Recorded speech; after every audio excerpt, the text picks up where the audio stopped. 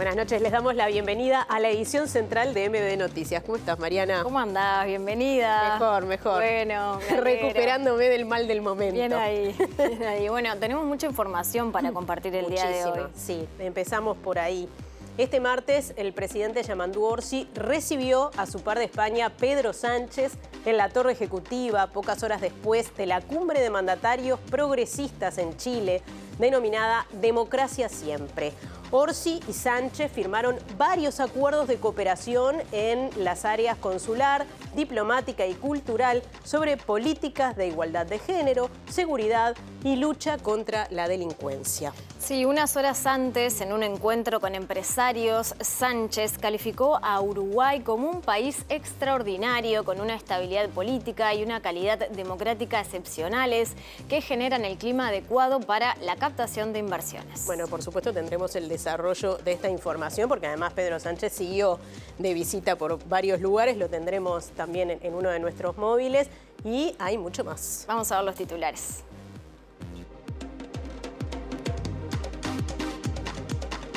El ministro de Economía, Gabriel Odone, participó en un encuentro con empresarios al que asistió también el presidente español Pedro Sánchez, quien destacó que el acuerdo del bloque sudamericano con la Unión Europea es la mejor respuesta al actual contexto de incertidumbre internacional. En la Intendencia de Cerro Largo fueron cesados más de 100 funcionarios. El nuevo intendente, Cristian Morel, dijo que la comuna tiene más de 1.600 millones de pesos de deuda y aseguró que es necesario hacer una reestructura para mejorar la situación. El líder de Cabildo Abierto, Guido Manini Ríos, considera que la condena a 30 años de cárcel al excomandante en jefe del ejército Juan Rebollo por ser responsable de los asesinatos de las muchachas de abril es una injusticia. El Ministerio de Economía y Finanzas recibirá este viernes a la Organización Nacional de Asociaciones de Jubilados y Pensionistas del Uruguay, luego de que anunciara que realizará una marcha el 7 de agosto para reclamar el aumento de 3% para las jubilaciones más bajas, que hoy están fijadas en 20.057 pesos. 7 ganadores del Premio Nobel de Economía firmaron una petición en defensa del impuesto a los superricos. ¿Cuántos son en Uruguay? ¿Cuánta riqueza concentran? ¿Cuánto se podría recaudar? A partir de hoy y durante todo el invierno se reciben donaciones de ropa de abrigo, artículos de higiene personal y de baño, así como yerba en el municipio B, de lunes a viernes de 10 a 16 horas. El expresidente brasileño Jair Bolsonaro violó las medidas cautelares impuestas por la justicia y podría ser detenido tras brindar declaraciones a la prensa y usar sus redes sociales, lo que estaba prohibido por el Supremo Tribunal Federal, que lo imputó por liderar un intento de golpe de Estado. Gracias por estar. Recuerden que además de vernos por la pantalla de TV Ciudad, también nos pueden ver por tvciudad.uy, en nuestro canal de YouTube, y nos pueden escuchar por Unirradio 107.7 FM. Ahora salimos del estudio para ver en qué andan nuestros compañeros en la calle. Sí, Mariana, tenemos a dos de nuestros compañeros en distintos puntos. Vamos a empezar por el contacto con Martín Duarte, que está en la Torre Ejecutiva, como decíamos. Siguió esta tarde al presidente del gobierno español, Pedro Sánchez, y ahora está allí, en ese lugar en donde también estuvo el mandatario. Con mucho frío, Martín, te vemos ahí con cara de frío. ¿Cómo está en esta tarde, tarde-noche inhóspita en Montevideo? Natalia, Mariana, les puedo confirmar que volvió el frío. Una fría jornada de que estuvo, bueno, por momentos una llovizna y se hizo sentir no solamente acá, sino también en la chacra del expresidente José Mujica, donde hasta ese lugar llegó el presidente del gobierno español, Pedro Aznar. Estuvo aproximadamente durante una hora reunido con la ex vicepresidenta Lucía Topolansky, intercambiando a propósito de distintos temas, en particular también recordando a José Mujica. Pedro Sánchez, que ya está ahora está partiendo desde el aeropuerto de Carrasco hacia Paraguay y tiene previsto mañana estar toda la jornada en Paraguay y en horas de la tarde partir hacia España. Este encuentro con Lucía Topolansky dejó muchas cosas que estaremos repasando en un momento, además de una entrevista que pudimos hacer con la expresidenta y dirigente del Movimiento de Participación Popular a propósito de algunas medidas que adoptó el gobierno, entre ellas el proyecto Neptuno, que nos dio su opinión. Bien, abrigarse, Martín Duarte, que no queremos más bajas en este equipo, y el que sí está adentro y pasando mejor es Diego Martini. Diego, contanos, ¿en qué estás? Ahí vemos el Casmu atrás tuyo. ¿Qué tal, Mariana, Natalia? Buenas tardes para todas y todos. Así es, CASMU, donde en estos momentos se está desarrollando una reunión bipartita entre autoridades del CASMU, encabezadas por el presidente Raúl Rodríguez, y del sindicato de la Asociación de Funcionarios de CASMU, que están acompañadas además por la Federación de Funcionarios de la Salud. Esto tras lo que fue una instancia tripartita en la Dirección Nacional de Trabajo, donde se encomendó que se volvieran a tener ámbitos de negociación tras algunos conflictos que tuvieron por distintos diferendos, en donde desde el sindicato entienden que la empresa les quitó derechos y desde la empresa entienden que el sindicato no ha cumplido con lo pautado. Ampliaremos en unos minutos en esta reunión que se está desarrollando en este momento. Gracias, Diego. Otro adelanto. El gerente del área estadística y criminología aplicada del Ministerio del Interior, Diego Sanjurjo, destacó este lunes que en la elaboración de las cifras delictivas del primer semestre se mantuvo la metodología, pero se agregaron nuevos indicadores. Por su parte, el senador nacionalista Luis Alberto Heber dijo que la baja de delitos fue posible porque se sigue aplicando la estrategia de seguridad del gobierno anterior. El ministro dijo en comisión que él tiene un plan. Me parece perfecto. Un plan que lo va a presentar en el año 26. O sea, si tiene un plan en el año 26, el plan que hoy está aplicando es el que veníamos aplicando nosotros. Los indicadores que se difundían antes se difunden de la misma manera, con la misma metodología. Lo que ha cambiado es el número de indicadores. Es decir, hoy, como ustedes vieron, presentamos 15 indicadores, queremos presentar más hasta fin de año, pero eso es lo que ha cambiado, es el número de tipos delictivos de los que estamos hablando. Bueno, comenzamos el desarrollo de la información con nuestro tema de portada. Uruguay y España firmaron hoy varios acuerdos de cooperación en las áreas consular, diplomática y cultural sobre políticas de igualdad de género, seguridad y lucha contra la delincuencia. El presidente de la República, Yamandú Orsi, reconoció que la agenda de temas con España es muy amplia y abarca desde cuestiones geopolíticas y comerciales hasta aspectos cotidianos de los ciudadanos. Esto es una línea que se continúa de muchos años en nuestra relación con España. Si bien hoy le dimos forma a algunos acuerdos concretos, se podrán imaginar que la agenda de temas que nos convoca siempre es bastante más amplia, desde los temas más macro de la futura relación más intensa y más íntima entre el Mercosur y la Unión Europea, hasta temas bastante más terrenales y concretos y que se terminarán de definir en estos próximos días, como por ejemplo la libreta por puntos y el ejemplo de la Autoridad del Tráfico de España, que a nosotros nos viene ayudando y mucho. Y algo que nosotros veníamos buscando hace mucho tiempo y que veníamos conversando con el gobierno español, un acuerdo en el ámbito de seguridad y lucha contra la delincuencia, que como todos ustedes saben, nos imaginan, esto es el cierre de una larga conversación y de encuentros, a veces vía comunicación a distancia o a veces encuentros concretos entre nuestras autoridades, nuestros equipos y los equipos de España. Seguimos en tema. El presidente del gobierno español, Pedro Sánchez, definió a Uruguay como un referente de libertades cívicas, valores democráticos y prestigio bien ganado, tanto por su sociedad como por sus referentes, y también destacó la emigración española en este país. El mandatario reafirmó su preferencia por mercados abiertos, reglas claras y mecanismos multilaterales eficaces, y en ese contexto destacó la imperiosa necesidad de concretar el acuerdo Mercosur-Unión Europea. Y de hecho, Uruguay es el país con una mayor presencia de emigrantes españoles en relación con su población total.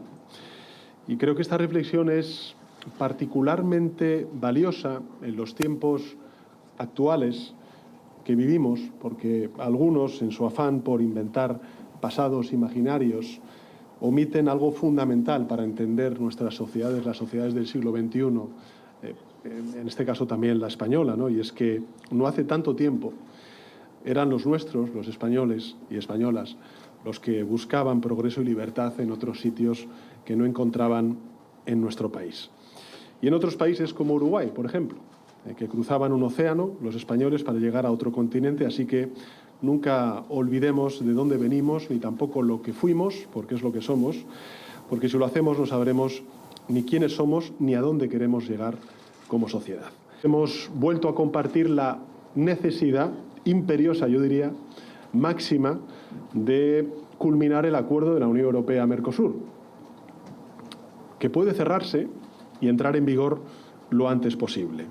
No solo por lo que representa, que es nada más y nada menos que la creación de la zona de libre comercio más importante del mundo, más grande del mundo, sino por el mensaje de apertura que traslada precisamente ahora en un momento de ensimismamiento, de confrontación, de guerra comercial, como estamos viendo por parte de otras administraciones.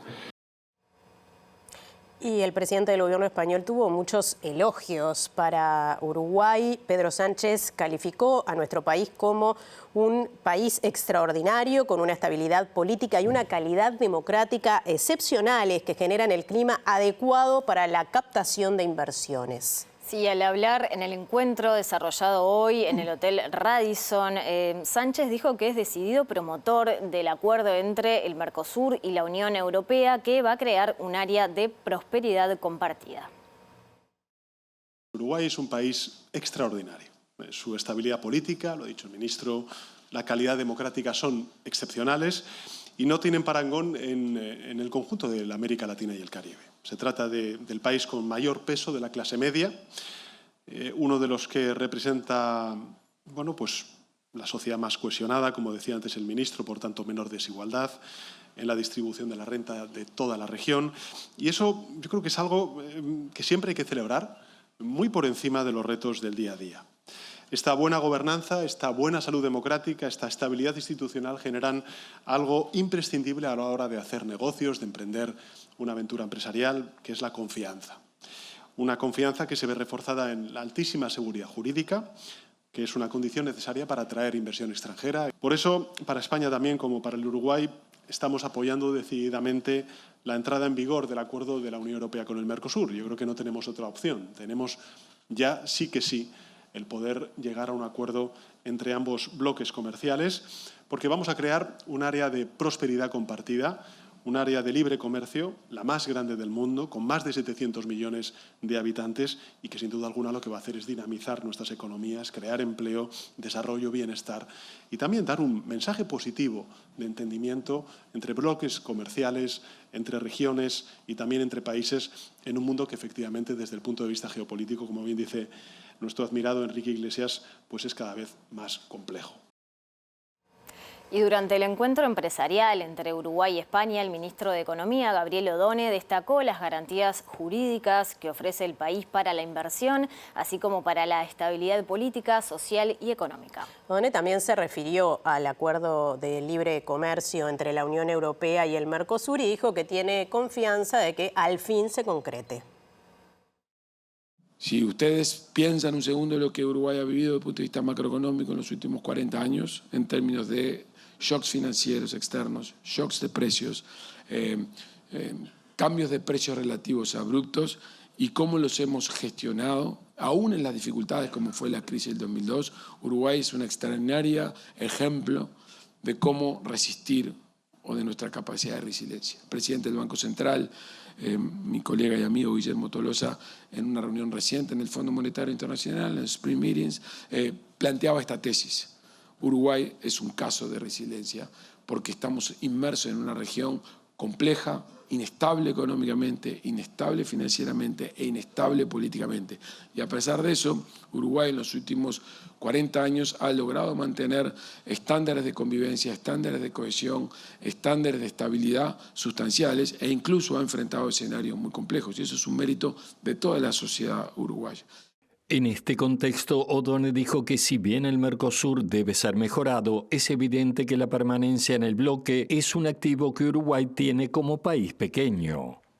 Probablemente hace 4 años, si yo hubiera tenido que hablar en un foro parecido sobre la probabilidad de un acuerdo entre la Unión Europea y el Mercosur, hubiera dicho que era muy escéptico, absolutamente escéptico para que eso ocurriera. Y sin embargo hoy Debo confesar que tengo albergadas esperanzas relevantes y eso tiene que ver con este cambio que ha ocurrido a nivel global. Aquí hay un conjunto de transformaciones a nivel geopolítico, lo suficientemente relevantes para que todos los jugadores que hemos jugado el partido del multilateralismo empecemos a mirar las cosas de una manera distinta.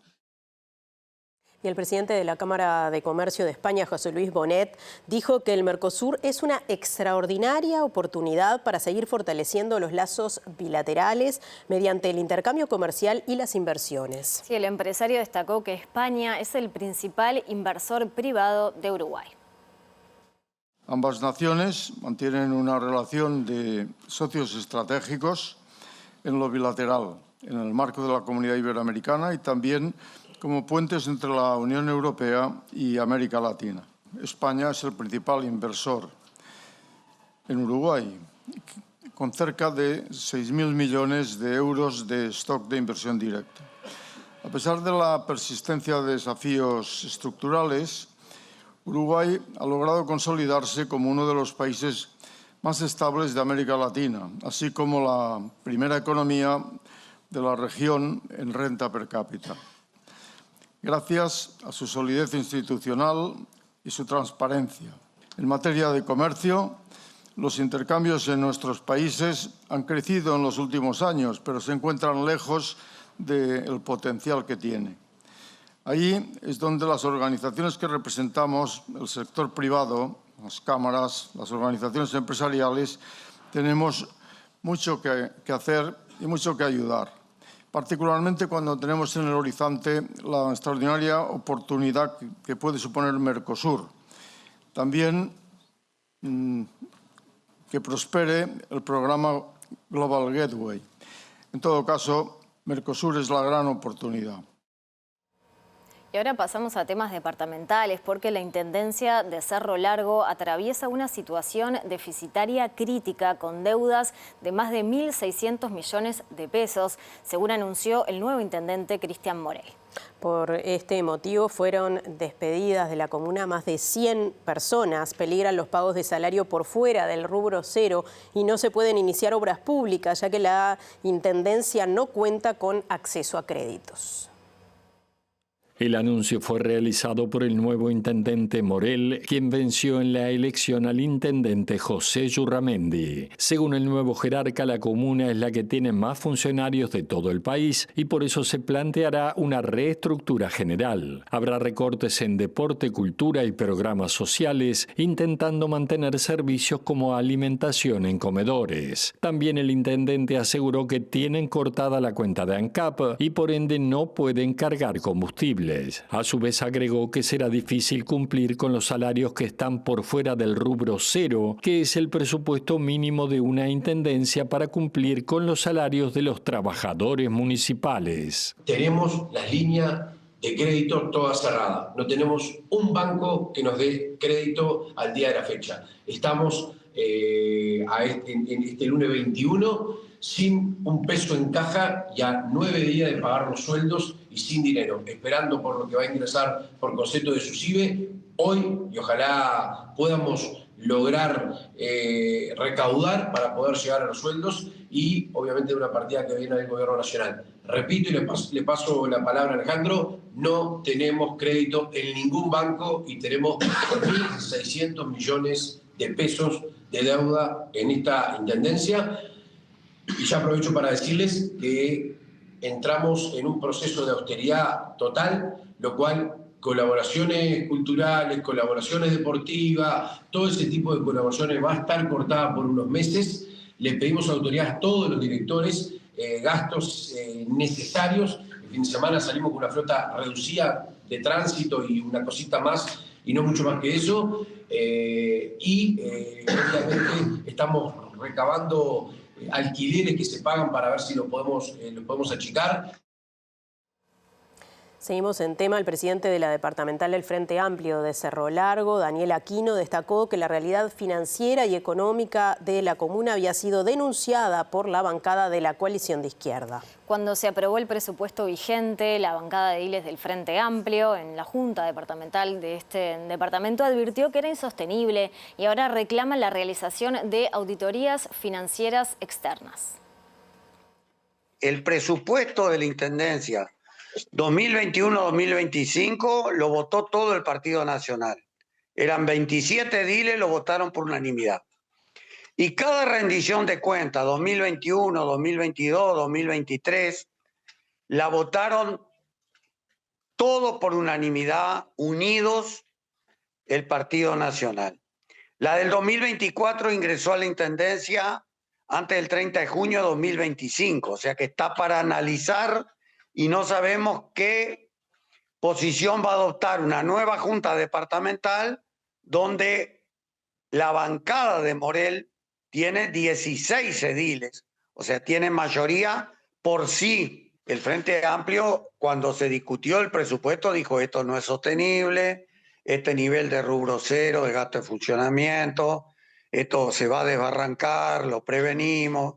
En cada rendición de cuentas que votamos en contra, manifestamos lo mismo. Hay un mayor gasto en rubro de funcionamiento, rubro cero, se recortan inversiones. Así pasó durante los 3 años. Esto el Frente lo decía en las sesiones de la Junta, en cada discusión, lo decían los medios, pero parece que se descubrió la pólvora. El intendente hace una conferencia de prensa y bueno, y mucha gente, por supuesto, se sube como que eso fuera una novedad, se sube al carro, insultan al otro sector del Partido Nacional, pide que los pasen a la justicia, que nosotros siempre lo venimos diciendo, estamos acostumbrados a esto, pero la gente no termina de ver este juego y bueno, y actúa por inercia pensando que la solución a los problemas de mala gestión, de mala administración departamental, está apostando dentro del Partido Nacional a alguien que le inspire confianza, que le inspire una forma de hacer política distinta y que pasa el tiempo y no sucede. En este marco, el Secretariado Ejecutivo del PIT-CNT emitió una declaración en rechazo a la utilización de los puestos de trabajo como variable de ajuste e insta a los gobiernos departamentales y también al Congreso de Intendentes a fortalecer las relaciones laborales. Según el comunicado, el reclamo se da en el marco de conflictos en diferentes intendencias del país ante el cese de funcionarios y funcionarias. Asimismo, apuestan a la debida instalación de ámbitos de intercambio en el marco de la ley de negociación colectiva. Presenta Mercado Agrícola de Montevideo, en el corazón de un barrio donde late la ciudad. Mercado de Historias. Mercado de Historia.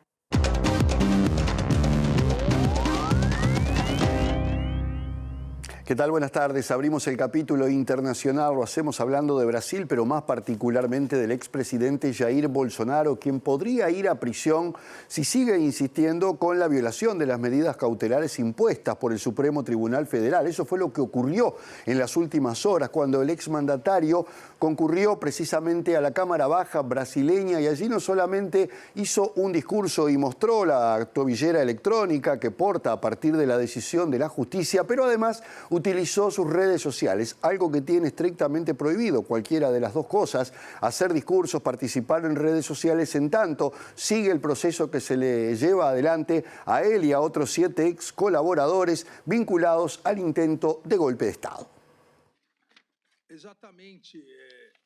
El juez de la Corte Suprema de Brasil, Alexandre de Moraes, dio este lunes un plazo de 24 horas a la defensa del expresidente Jair Bolsonaro para que explique el incumplimiento de la medida cautelar que le prohíbe utilizar las redes sociales, ya sea de manera directa o indirecta, so pena de ir a prisión. La decisión del juez responde a la aparición de videos en varias plataformas digitales en los que Bolsonaro aparece pronunciando un discurso ante varios seguidores en la Cámara Cámara de Diputados, donde además mostró la tobillera electrónica que está obligado a utilizar por orden de la Corte. Desde el viernes pasado, el exmandatario está bajo nuevas medidas cautelares en el marco del juicio que enfrenta junto a 7 exfuncionarios de su gobierno por liderar y organizar un golpe de Estado, entre las cuales está el uso de la tobillera y la de no poder dar entrevistas en las redes sociales. Bolsonaro exhibió por primera vez la tobillera electrónica que está obligado a utilizar durante una visita a la Cámara Baja en Brasilia, que terminó en tumulto y hasta con un diputado herido, y durante un discurso improvisado ante simpatizantes volvió a insistir en su inocencia, reiterando que la tobillera es una humillación máxima, ya que, según dijo, no robó las arcas públicas, no desvió fondos y no mató a nadie. El juez de Moraes justificó la imposición de las medidas ante la existencia de indicios de delitos de coacción, obstrucción de justicia y atentado a la soberanía nacional, y que tanto el exmandatario como su hijo, el diputado Eduardo Bolsonaro, buscan inducir, instigar y ayudar al gobierno de Donald Trump a la práctica de actos hostiles contra Brasil con el objetivo de archivar la causa por golpismo, de acuerdo con la investigación. Y seguimos hablando de Donald Trump porque el gobierno de Estados Unidos decidió abandonar la UNESCO, la Agencia para la Educación y la Cultura de Naciones Unidas, que existe desde el fin de la Segunda Guerra Mundial. Esta decisión, que va en consonancia con otras que ya ha tomado el presidente de Estados Unidos, vinculados a otros organismos, como por ejemplo la Organización Mundial de la Salud, por solo citar a uno, se tomó en función de que entiende que hay políticas divisivas que practica la UNESCO, que tiene una tendencia progresista, pero además que tiene también un sesgo anti-Israel, y que eso es lo que ha motivado justamente la decisión de Estados Unidos de abandonar la agencia. Por otra parte, el organismo ya preveía esta situación, es la segunda vez que toma esta decisión Donald Trump, y por tanto había reorientado sus presupuestos para que no dependieran tanto de Estados Unidos. Estados Unidos abandonará la UNESCO, un nuevo paso del presidente Donald Trump para sacar a su país de las instituciones internacionales que ha criticado durante mucho tiempo, y la segunda vez que el país abandona el organismo de Naciones Unidas, enfocado en promover la cultura y la educación en el mundo, con sede en París y fundado tras la Segunda Guerra Mundial para promover la paz mediante la cooperación internacional. El presidente Trump ha decidido retirar a Estados Unidos de la UNESCO, que apoya causas culturales y sociales progresistas y divisivas que contradicen totalmente las políticas del sentido común que los estadounidenses aprobaron en noviembre, declaró la portavoz de la Casa Blanca, Anna Kelly. El Departamento de Estado afirmó que permanecer en la UNESCO no era de interés nacional, acusándolo de tener una agenda ideológica globalista para el desarrollo internacional, que está en desacuerdo con nuestra política exterior de Estados Unidos primero, según dijo. La directora general de la UNESCO, Audrey Azoulay, afirmó que lamentaba profundamente la decisión de Trump, pero que era esperada y que la UNESCO se ha preparado para ella, por lo que había diversificado sus fuentes de financiación y recibía solo alrededor del 8% de su presupuesto de Washington, según dijo. El Departamento de Estado de Estados Unidos dijo que una de las razones de la retirada fue la decisión de la UNESCO de admitir a Palestina como Estado miembro, lo que era contrario a la política estadounidense y que contribuye a la proliferación de la retórica anti-israelí dentro de la organización. Presentó Mercado Agrícola de Montevideo, en el corazón de un barrio donde late la ciudad. Mercado de Historias. Mercado de Historia. Y salimos del estudio brevemente porque nos convoca Diego Martini, que se encuentra en el CASMU. Diego, ¿qué está sucediendo por allí? Te vemos y escuchamos. Bien, compañeras, como anunciábamos, lo que está sucediendo ahora es una reunión entre representantes del CASMU, de la empresa, que están representadas justamente por sus autoridades, encabezadas por Raúl Rodríguez, y por AFCASMU, que están acompañados por el Sindicato de Trabajadores de la Salud, por la FUS, la Federación de Trabajadores de la Salud, tras lo que fue un encuentro tripartita ayer en la Dirección Nacional de Trabajo. Hace tiempo que se está en conflicto por algunos acuerdos establecidos que no se están cumpliendo, y los ámbitos de negociación negociación se rompieron o no se están dando por lo menos, y ayer en la Dirección Nacional del Trabajo, el Ministerio de Trabajo justamente le encomendó a los trabajadores y a la empresa que volvieran a tener esos ámbitos de negociación que se están dando en esta jornada de hoy. Lo que plantearon desde los trabajadores es que estén las autoridades del CASMU, y por eso en este caso está la empresa representada por Raúl Rodríguez, su presidente. ¿Qué reclaman los trabajadores o qué acuerdos se han roto? Bueno, hay dos acuerdos principales que están reclamando. Uno tiene que ver con la redistribución de tickets de medicamentos. A fin de año, cuando los tickets de medicamentos hay un sobrante en esta sociedad médica, bueno, se reparten entre aquellos trabajadores que tienen enfermedades crónicas para poder paliar esa situación y que les sea leve. Si bien los trabajadores tienen 25 tickets de medicamentos al año gratis, bueno, hay un sobrante y esto se le quitó por parte de la empresa. Y otros reclamos por parte del sindicato tiene que ver con un atentado, un ataque a lo que entienden a la libertad sindical, cuando en los días de paro la empresa contrata personal para trabajar en el área administrativa violando acuerdos sindicales. Otro rompimiento más por parte de la empresa tiene que ver también con el derecho que había a un sumario previo a despido por faltas graves, es decir, cuando un trabajador era despedido, se hacía un sumario para investigar la situación previo a tomar esa decisión, y eso ya no se ha establecido. Desde la empresa han enviado algunos comunicados de comunicación interna a los trabajadores. En uno de ellos que tenemos acá, por ejemplo, señalan que nos vemos en la obligación, dice la empresa, de informarles sobre el estado de las relaciones con AFCASMU, que representa al total de los funcionarios no médicos, y señalan que lamentablemente el vínculo se viene afectando progresivamente debido a que AFCASMU ha adoptado posturas y acciones no constructivas, así como el no cumplimiento de acuerdos entre la Dirección Nacional del Trabajo, la FUS y el CASMU. Bueno, en estos momentos entonces se vuelven a acercar las partes y están reunidos desde las 4:30, así que luego o en la edición de mañana ampliaremos sobre más resoluciones. En Antel, lleva tu plan móvil al siguiente nivel y mantén el precio de tu plan actual por 6 meses. Y el CASMU, nos vamos a otro punto de la ciudad, a la Torre Ejecutiva, porque allí se encuentra Martín Duarte, que tiene novedades. Martín, adelante. Así es, Mariana, para resumir un poco lo que fue la visita de Sánchez en la chacra del expresidente José Mujica, un pendiente que tenía a la hora de visitar y de saludar también a la ex vicepresidenta Lucía Topolansky. Estuvieron hablando en gran parte de esos 40 minutos. Estaba previsto que llegara sobre las 16 horas, finalmente se concretó el arribo sobre las 17, y estuvieron charlando acerca de las últimas lecturas de Pepe, del legado, y también de alguna forma de lo que fue la imagen que dejó en España, y además de temas de política internacional. Reiteramos que en estas últimas horas se concretó ese encuentro de líderes progresistas en Chile, y esta visita de Sánchez con algunos acuerdos comerciales con nuestro país, con esa reunión que tuvo en horas de la mañana con los empresarios, y también el encuentro con Yamandu Orsi. De esta forma resumía Topolansky lo que fueron las charlas que mantuvo con el presidente del gobierno español. Hablamos de las lecturas últimas que había hecho Pepe, y que me dijo que en España estaba muy presente y demás, cosas que yo ya sabía porque he recibido miles de cartas.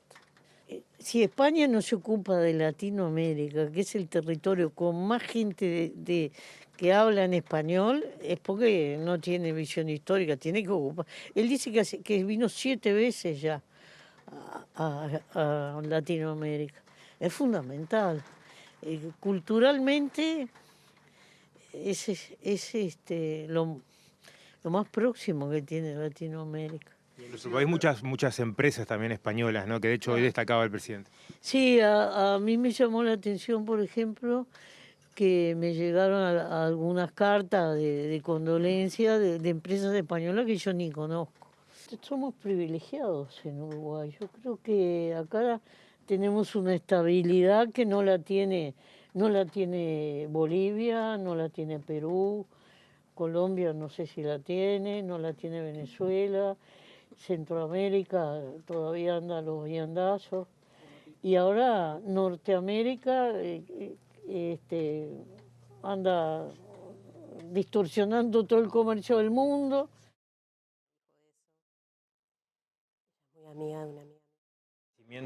De los gobiernos de derecha y también los líderes de derecha en la región y la importancia que ella le daba a lo que fue este encuentro en Chile, esta mirada también desde el progresismo a propósito de los líderes latinoamericanos, pero también la influencia de que haya estado hoy el presidente del gobierno de España, Pedro Sánchez. También aprovechamos para tratar algunos temas de coyuntura política con Topolansky, que viene siguiendo también el día a día de lo que acontece en nuestro país y en el mundo, pero en particular consultarla acerca de lo que fue el anuncio del viernes pasado aquí en Torre Ejecutiva de virar en torno a lo que es el proyecto que había dejado firmado el gobierno anterior, el proyecto Neptuno, para realizar esta nueva planta potabilizadora de agua. En particular se refirió, o por lo menos le asombraron algunos comentarios desde la oposición, haciendo referencia de que de alguna forma el proyecto Neptuno venía siendo un proyecto de Estado a largo plazo, y ella señaló que en realidad se firmó algunos días antes del cambio de gobierno. Habló de este tema y también de la ausencia de los partidos de la oposición en el diálogo social. A mí me sorprendió ayer escuchar al que era viceministro de Ambiente, Amarilla, diciendo esto era una política de Estado, ¿cómo se llama, chatas? No, no era una política de Estado.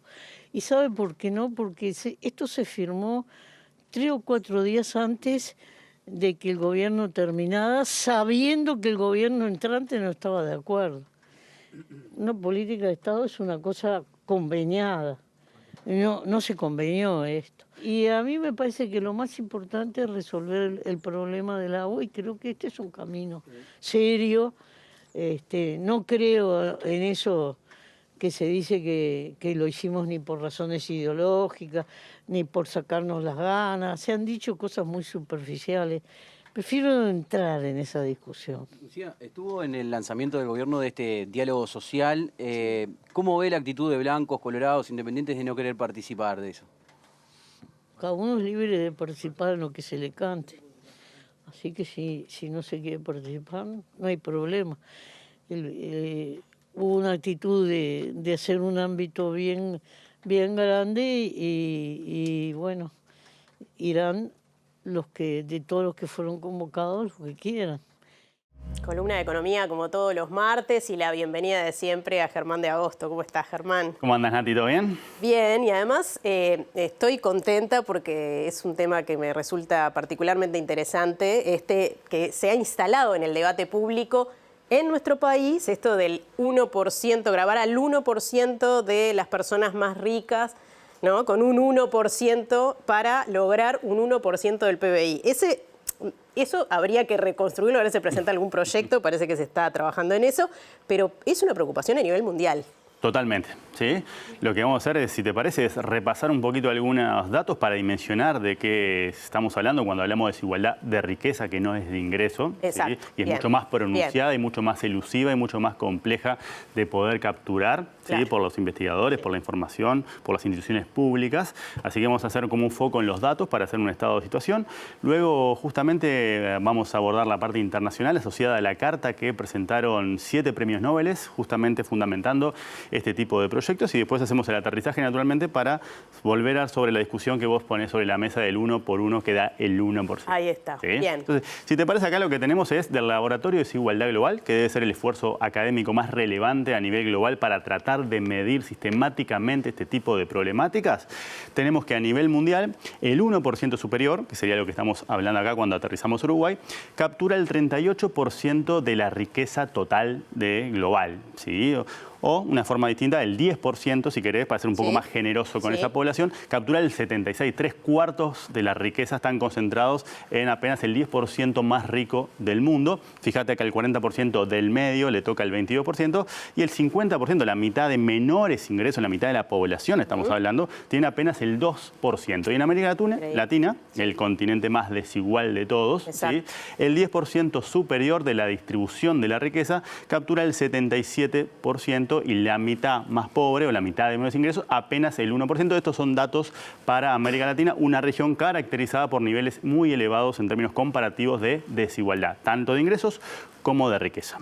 ¿de qué cifra hablamos cuando hablamos de la riqueza superior o los súper ricos, como se menciona en la carta de los premios Nobel? Vamos una plaquita más y ahora cambiamos la fuente de información. Vamos a recurrir a Forbes, ¿sí? Y acá tenemos la riqueza total en manos de los llamados súper ricos, multimillonarios, billonarios, como le quiera llamar, ¿sí?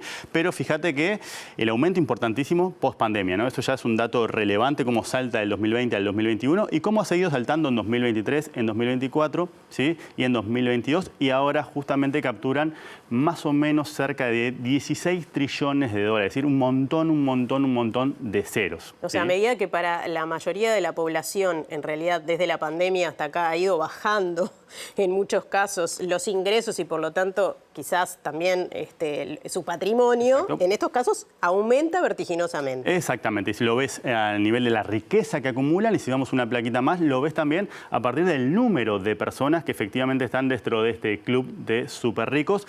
Hoy por hoy, con la medición que tenemos actualizada febrero de este año, son 3.028 multimillonarios, súper ricos, billonarios, que también supone un importante aumento. Fíjate, también la tendencia entre 2021 y 2022, un salto sumamente relevante, y la tendencia de los últimos 3 años también es de incremento. Entonces, aumenta el número de personas en esta condición y aumenta la riqueza que acumulan, y eso lo hacen justamente con una dinámica, como bien decís, que va a contrapelo de lo que es la tendencia global, particularmente en este quinquenio caracterizado por un montón de shocks o de impactos negativos a nivel mundial, ¿sí? Y lo que naturalmente acumulan. ¿Sí? Vamos un poquito más para poner caras a los que están en el top 3 actualmente de la lista. Acá lo que estamos viendo es el patrimonio neto de las 3 personas más ricas, ¿sí? Que supera naturalmente el patrimonio, la riqueza o lo que generan los estados. ¿Sí? ¿Esto es un estimado o realmente se sabe que esas son las personas más ricas? Y esto es bastante exacto, es una lista que todos los años elabora esta revista, ¿sí? Y que transita por justamente converger un montón de información para tratar de capturar por lo menos parte de este fenómeno. Y fíjate el crecimiento exponencial que vos señalabas, en el caso de Musk, ¿no? Pasa, ¿sí?, a 342 mil millones de dólares de patrimonio, o 342 billones de dólares de patrimonio, con un salto importantísimo en lo que va del 2025. Impresionante. En particular, tenés que tener presente como él también participó de todos los recortes en el marco de esa agencia de auditoría gubernamental de la administración de Donald Trump. Que duró lo que un suspiro, pero bueno, para él mal no le fue. ¿Sí? No.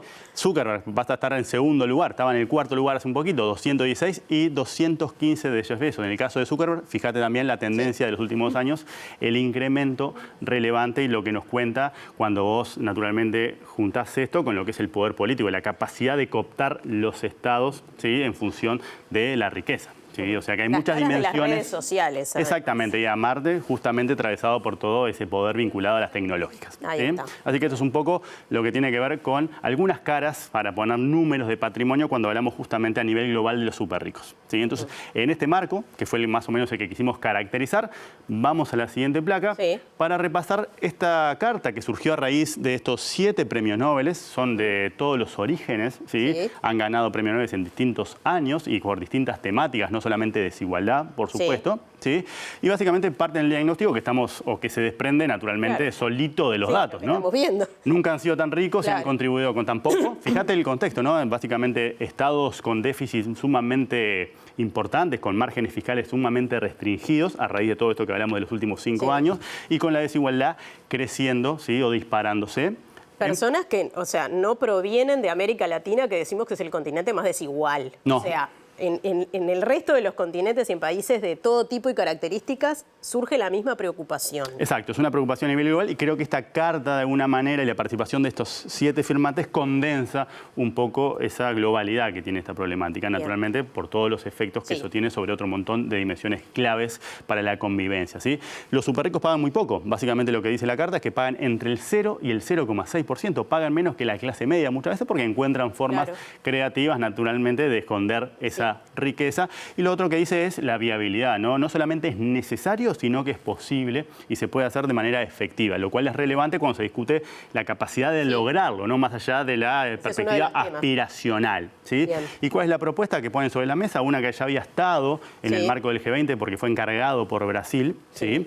Es un impuesto mínimo, pero en este caso es del 2%, destinado a 3.000 personas, coincide con los números que habíamos visto, ¿sí? Que recaudaría cerca de 250.000 millones de dólares justamente para destinar a políticas públicas que mitiguen otro conjunto de desigualdades estructurales que en el fondo están detrás de estas desigualdades de ingreso y de patrimonio que se manifiestan posteriormente, que van creciendo porque su dinámica es exponencial. Bien, ¿sí? vamos a Uruguay. Y finalmente terminamos con Uruguay para repasar algunas cositas de la propuesta que pusieron sobre la mesa, ¿sí? En particular los investigadores Mauricio de Rosa y Joan Vila, ahora le agarró también el PIT-CNT, y si vamos a la siguiente placa, lo que tenemos es una caracterización de este fenómeno, cuántos son en nuestro país y a partir de qué rango estamos considerándolos para incluirlos en esta bolsa. Son 10.000 hogares, ¿sí? O 25.000 personas, dependiendo de cómo lo quieras ver. Esto es un poco el número de personas que estarían dentro de estos ricos que serían objeto de este gravamen. No estamos hablando de súper ricos como en el otro caso, sino de personas que tienen más de $1 millón. Exacto, fíjate que según las estimaciones de los investigadores, va de 1 millón, es el umbral que te entra dentro del grupo, hasta más de 1.000 millones. A la interna tenés un montón de realidades porque justamente dentro del 1 por rico hay muchísimas diferencias, ¿sí? Son totalmente distintos los que están más en la colita de abajo que los que están sumamente el 0,1, 0,01. O sea, son mundos o planetas totalmente distintos, ¿sí? ¿Cuánto es la riqueza de la que se trata? ¿Sí? Vamos a la siguiente plaquita, que es la misma en realidad, pero que entra secuencialmente. Sí. Básicamente en nuestro país, según distintas estimaciones, estas 25.000 personas capturan entre el 35% y el 40% de la riqueza total. Eso es un poco la cota inferior y la cota superior porque hablamos de una dificultad inherente a la medición, a la captura de este tipo de información y por tanto trabajamos con rangos. Y si lo querés expresar en términos del PIB, no de la riqueza, se trata más o menos de un 120 a un 140%. Cuando veíamos cifras globales y hablamos de esos 16 trillones, son más o menos 14 PIB mundiales. Para tener una idea también cuando pensamos mucho en términos de en ese caso. ¿Sí? Y la propuesta finalmente, con lo último que va a ingresar acá abajo, tiene que ver con esa gravamen al 1%, ¿sí? Con una tasa del 1% para recaudar cerca del 1% del PIB, que por ponerle números son cerca de 800 millones de dólares. Por tanto, la masa total de riqueza que se plantea gravar es cerca de 800.000 millones de dólares. Bien. Y eso es un poco lo que está hoy sobre la mesa. Exacto, como decías, de Da Rosa y Vilá, y en realidad ellos, Da Rosa viene haciendo este planteo desde hace tiempo como una de las alternativas, por ejemplo, para la pobreza infantil. Exactamente, ¿no? O sea, entre tantos desafíos estructurales que tenemos, el foco siempre ha estado más concentrado en la pobreza infantil, en particular luego de haber conocido que bajo la nueva metodología que hizo más exigente el umbral que consideramos para definir un hogar pobre, un hogar no pobre, la pobreza infantil asciende al 32%, o lo que es lo mismo es 1 de cada 3 niños y niñas nacen en un hogar pobre en Uruguay. Con esto podría ser una solución. Y en una economía que no crece, naturalmente, que tiene el desafío de potenciar esto en conjunto con otras medidas que también apunten al crecimiento, porque también precisas crecer, ¿sí? Justamente para atender muchas de las cosas que están detrás de estas dinámicas. Pero crecer no necesariamente es suficiente justamente para poder revertir esa situación. Por lo tanto, debería haber un conjunto de acciones, ¿sí? Que no te permiten descartar la utilización de este tipo de recursos. La utilización no de es, este tipo de no es la única propuesta. Exacto, no es la única propuesta, son propuestas, es un punto de referencia, capaz que no es el 1%, es el 0,5%, o sea, hay que ver distintas formas de capturar justamente formas o mecanismos para revertir un conjunto de desigualdades, un conjunto de problemas estructurales que hacen justamente a nuestro país, que en particular hace más de una década que crece al 1%, ¿sí? Y esto en particular, lo que dicen los autores, es que la evidencia sobre el impacto que pueda tener en términos del crecimiento es mixta, no es necesariamente esto va en detrimento del crecimiento. Las dos cosas son necesarias, las dos cosas son complementarias, y cuando Uruguay logró revertir la desigualdad, lo hizo justamente aplicando un conjunto de cosas y no solamente una, no fue producto del crecimiento únicamente, sino que fue el producto del crecimiento en conjunto con políticas redistributivas a lo alto de la cola de distribución y en lo bajo de la cola de distribución del ingreso. Bien, bueno, muchas gracias, Germán. No parece que le fuera a afectar mucho, quizás, con el patrimonio que tienen, así que capaz que se puede pensar en una alternativa, de algún modo parecida a esto que se plantea, ¿no? Seguiremos hablando de esto, obviamente. Nos vemos la semana que viene. Nos vemos la semana próxima. Ahora sigue Mariana. Sí, continuamos con el desarrollo de la información. La Federación de Funcionarios de OCE reclama el ingreso de más personal, el cese de las tercerizaciones y mayor inversión en la empresa responsable de abastecer de agua potable a la población. Sostiene que estas condiciones son necesarias para mejorar la gestión y reducir las pérdidas de agua.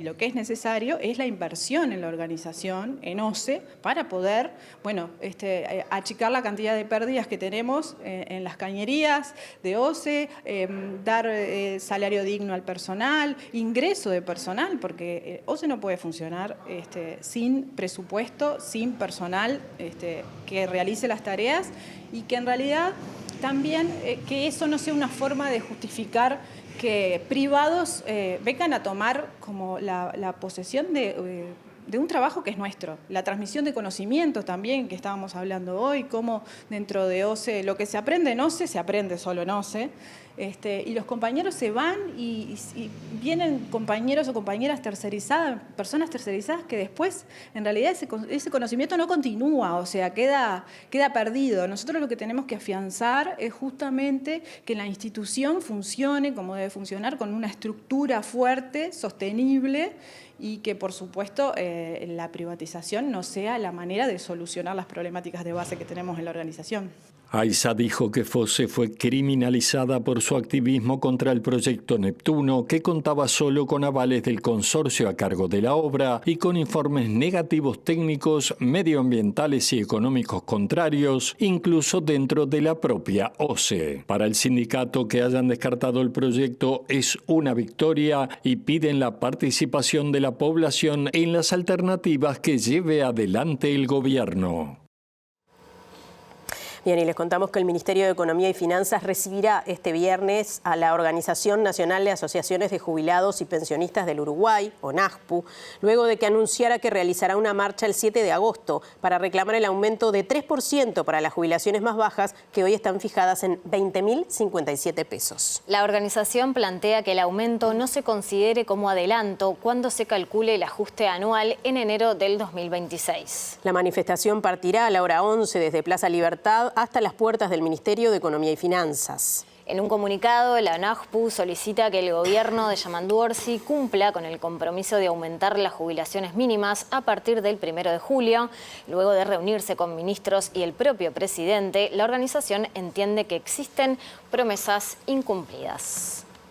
Si les contamos que el intendente de Montevideo, Mario Vergara, se reunió esta tarde con la dirección del Sindicato de Obreros y Empleados Municipales de ADEOM y les transmitió que se encontró con la casa bastante desorganizada en términos financieros y administrativos. La secretaria general de ADEOM, Silvia Tejera, destacó la decisión de la administración de instalar mesas de diálogos por sectores y de volver a reunirse en 2 meses para evaluar las negociaciones.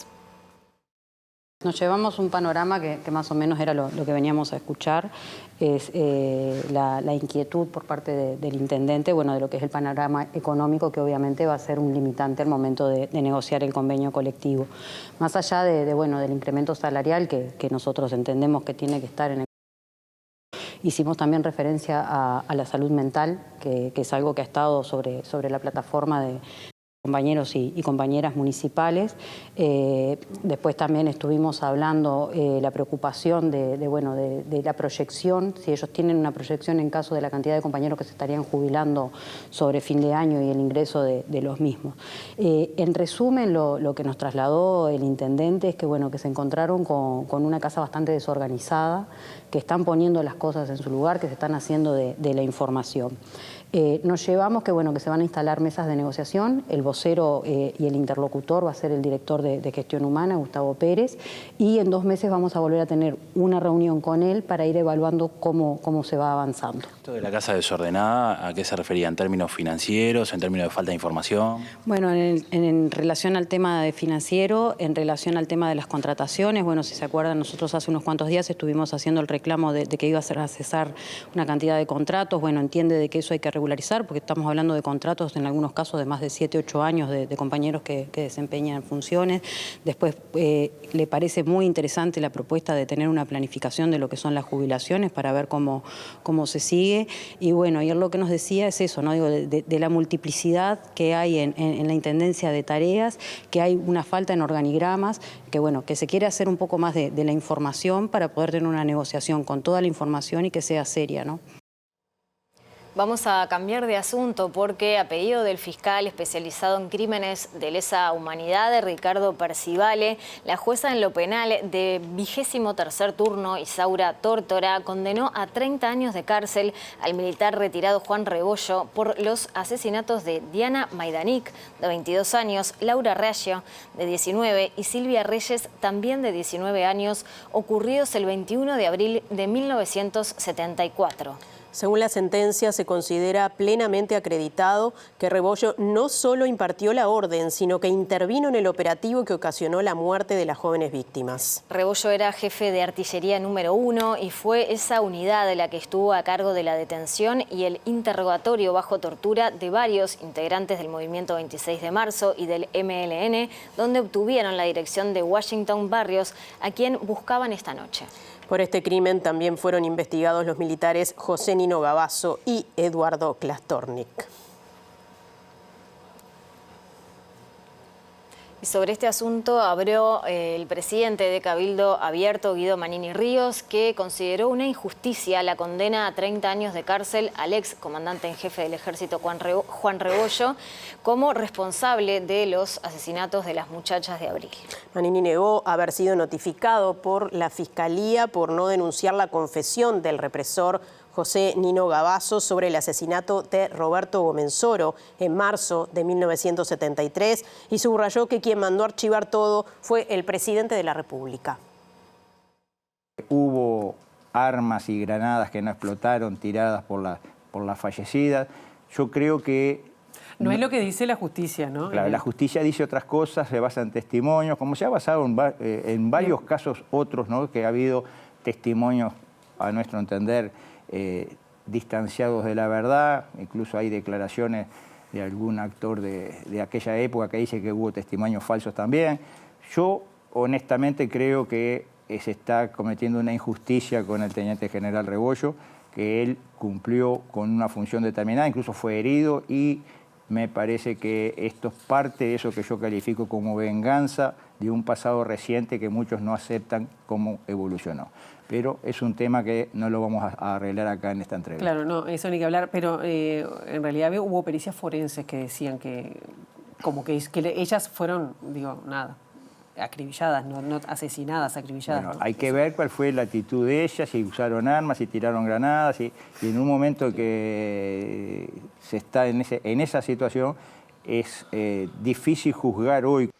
Manini niega haber recibido notificación de formalización en su contra por omisión de denuncia de delito, siendo comandante del ejército, cuando el ex represor José Gavazo reconoció la muerte del estudiante Roberto Gomenzoro en el Tribunal de Honor Militar. Estoy bien tranquilo porque para mí quedó totalmente claro que yo no oculté nada, que yo elevé todo por escrito hasta la última letra. El Tribunal de Honor se elevó completo, sin ninguna coma faltante. Quien mandó archivar todo fue el presidente de la República y el secretario de Presidencia, y en forma insólita la Fiscalía busca imputar al que elevó todo y no le dijo nada al que mandó archivar todo. Para mí claramente hay una actuación de militancia política que está muy lejos de ser justicia. ¿De qué se me puede acusar? De haber demorado. Nunca de haber ocultado, porque todo lo que se dijo estaba escrito y yo lo elevé por escrito. Y sobre la condena por el asesinato de las muchachas de Abril va a profundizar Diego Martini, que se encuentra en móvil y acompañado. Diego, adelante. Sí, así es, compañeras. Bueno, ustedes hacían el relato, obviamente, de lo que pasó esa noche del 21 de abril del año 74 y algunas de las pruebas que fue recabando la Fiscalía, el fiscal especializado en crímenes de lesa humanidad, Ricardo Percivale, que solicitó esta condena a 30 años, lo máximo que prevé la justicia uruguaya para el militar retirado Juan Rebollo, denotan además pruebas forenses de lo que fueron rafagazos y disparos con armas de fuego de alto alto calibre y además de alta peligrosidad, y denotan además que él estuvo ahí, que no solamente impartió la orden, sino que también estuvo ahí. Y esa noche del año 74 estaban buscando a Washington Barrios, que era además esposo de Silvia Reyes, y para hablar de eso estamos con Jacqueline Barrios, la hermana de Washington, quien además permanece desaparecido. Bueno, Jacqueline, ¿qué significa esta condena lograda? Bueno, no, para nosotros, digamos, como familia es muy importante el hecho de que, bueno, se haya podido lograr la condena, ya que, bueno, es la forma en que uno tiene de forma civilizada de probar lo que sucedió ahí, que se hizo a través de la justicia, que es el camino que se tiene que recorrer, aunque haya llevado mucho tiempo, pero llevó mucho tiempo por las circunstancias de este país también, ¿no? O sea, es un tema difícil acá, el que se pueda hacer justicia, y bueno, como alguien me dijo hoy, es pasito a pasito, ¿no? ¿Qué opinión generan las declaraciones de Manini Ríos que ahora escuchábamos, bueno, justificando un poco lo que fue esa noche? Bueno, sí, no, él lo que mantiene es la versión que dieron siempre en las declaraciones, digamos, y lo que los informes de la justicia militar, mismo que ellos después del operativo hicieron. Bueno, eso es todo mentira, o sea, el tema de las granadas corre por cuenta de ellos, ellos ahí sí gritaron granada, esto, el otro, hubo gente que lo escuchó, pero eso no fue así. Primero que el apartamento ese estaba pegado a otros 2 apartamentos donde había niños. Había en uno 2 niños, que uno tenía 4 años, la nena 1 año y medio, y la madre estaba embarazada. Del otro lado también había otro niño que tenía mi edad. En ese momento, bueno, yo tenía 10 años. Y apartamento por medio a ese estaba yo. Y mis padres y todo. O sea, impensable eso. Ahí lo que pasó, ellos, yo miraba hoy la sentencia y decía que 3:30 de la madrugada había entrado Gutiérrez, que fue el capitán que ellos después terminó muriendo, pero que lo hirieron ellos en fuego cruzado entre ellos. Leía el informe de la autopsia de todas las balas que tuvo Gutiérrez en su cuerpo, y él fue también literalmente acribillado. Y fue acribillado de espalda y de frente. Es lo que, o sea, lo que dice el hospital militar, el informe que hicieron en el momento que reciben al hombre herido, que era Julio César Gutiérrez, un capitán. Además de que mataron a un policía a la vuelta de la casa, pensándose que era Washington, está el nombre del soldado que lo mató, pensándose que era Washington.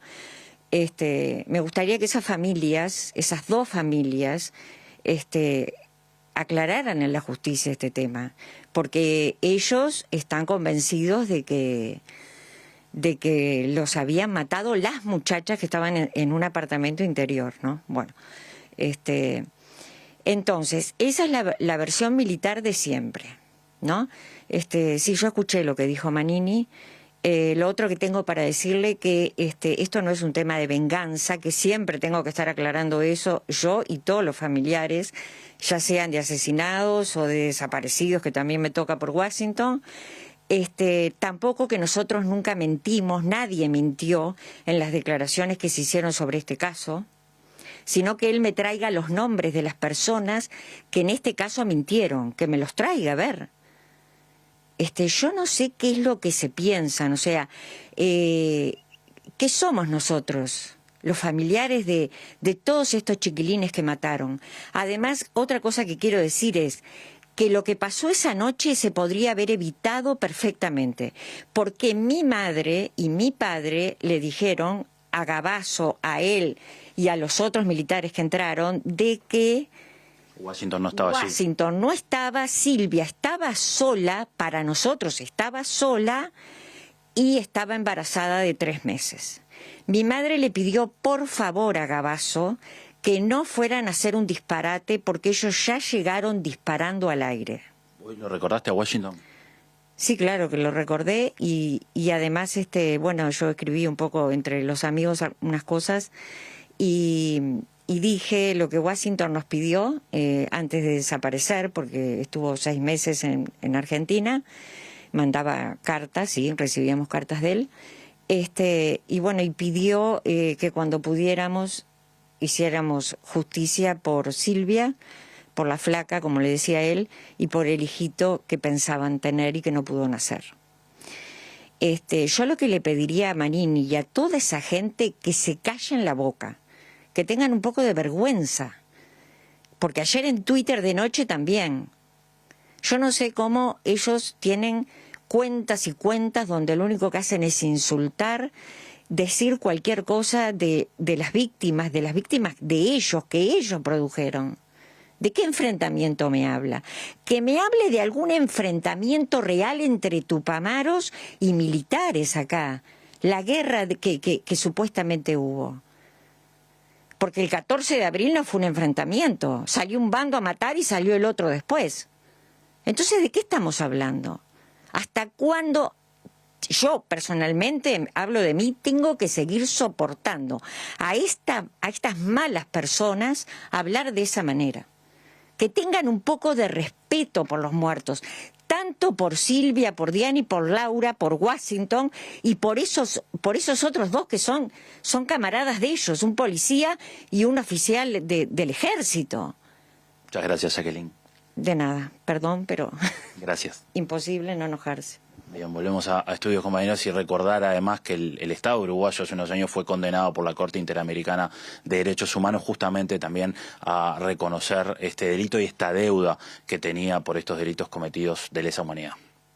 Volvemos al capítulo internacional para hablar lamentablemente de Medio Oriente. En el raconto cotidiano de personas que mueren yendo a buscar ayuda humanitaria, hoy se contabilizan por lo menos 43 gazatíes muertos, pero esto está relacionado con otra situación también, que es el avance israelí sobre la localidad de Deir al-Balá. Esta localidad hasta ahora se venía salvando de los embates israelíes, entre otras cosas, porque se presume que allí están muchos de los rehenes que aún continúan en manos de Hamás. Sin embargo, en esta jornada, en estas últimas horas, se ha producido un ataque contra las infraestructuras, que eran las que todavía se mantenían sanas, sobre todo para algunos organismos como la Organización Mundial de la Salud, que no solamente ha denunciado la destrucción de los mismos, sino también el maltrato que han recibido sus funcionarios, que han sido arrestados, desnudados y que sus familias también han sido evacuadas de una manera urgente por parte del ejército israelí, que ha tomado esta zona en el entendido de que allí todavía se siguen escondiendo objetivos terroristas. El ejército de Israel atacó este lunes la localidad de Deir al-Balá, en el centro de Gaza, por primera vez desde el 7 de octubre del 2023, una ciudad que alberga numerosas oficinas de agencias humanitarias y hospitales de campaña, y que, según la radio del ejército israelí, tiene como objetivo destruir las capacidades e infraestructuras terroristas. Hasta ahora los israelíes no habían llevado a cabo una operación de gran envergadura en esta zona debido a la presunta presencia de rehenes en manos de Hamás, aunque aseguraron a sus familias preocupadas por los operativos que la incursión no los pone en gran peligro.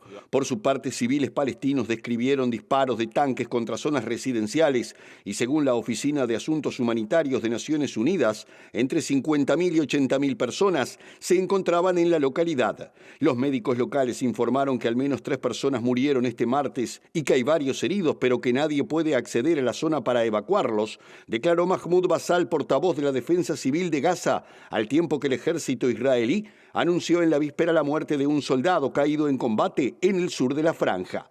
La residencia del personal de la Organización Mundial de la Salud y su almacén fueron alcanzados y varios de sus empleados fueron arrestados, al tiempo que los militares obligaron a mujeres y niños a evacuar a pie, mientras que el personal masculino y miembros de sus familias fueron esposados, desnudados e interrogados en el lugar y controlados bajo amenaza de armas, describió en su cuenta de X el director general de la OMS, Tedros Adhanom Ghebreyesus.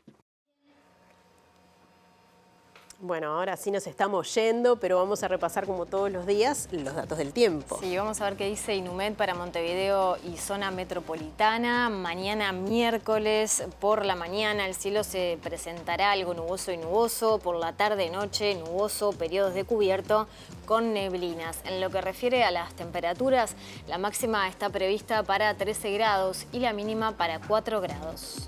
Y el jueves 24 de julio en la mañana estará nuboso y cubierto con probables heladas agrometeorológicas y en la tarde nuboso con periodos de algo nuboso. La mínima será de 3 grados y la máxima de 15. Bueno, va a haber que abrigarse un poco entonces, o seguir Otra vez. abrigándose. Sí, exactamente. Bueno, nosotros entonces nos despedimos. Como todos los días, los invitamos a quedarse en la pantalla de TV Ciudad porque ya viene el lado B y luego el resumen de MD Noticias en síntesis. Mañana a las 8 de la mañana, primera edición de MD Noticias, luego a las 13 horas y luego a las 18:30 horas. Bien, hasta mañana, que pasen bien.